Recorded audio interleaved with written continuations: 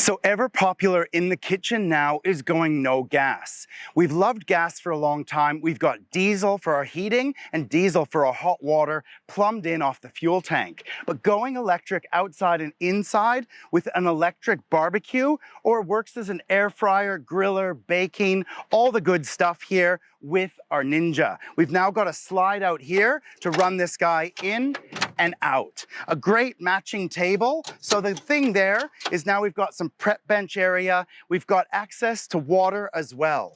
So we can take this sink, outside kitchen, hot and cold water, and a little sink. Now this one will drop in just behind the shelf, or it can come all the way out and the shelf will go away, using it for a sink space.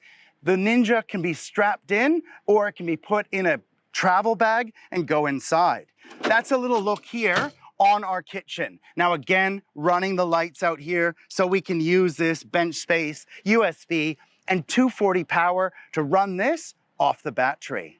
The rest of the kitchen folds up here. Some little pro tips are that if I run my strap as standard, I can open and close this window throughout my holiday pretty easy. If I want it up and out of the way, I could just go under there. I now have a little more clearance, but the window, please be careful opening there. In our lifestyle, what we have going on is we've now got an outside table here. It's a little bit smaller than the original version, but it fits on top of the table really well, and I can still get around the seats. We've got legs here. Best tip is I took that post, I just twisted it so it was the same height as that, my ground, and then I screwed it on and used it. So that's a little look at what our table looks like out here.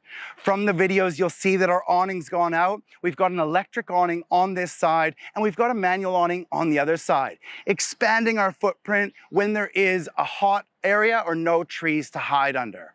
This is a little bit of the outside kitchen on the Kimberley Kruiswagen.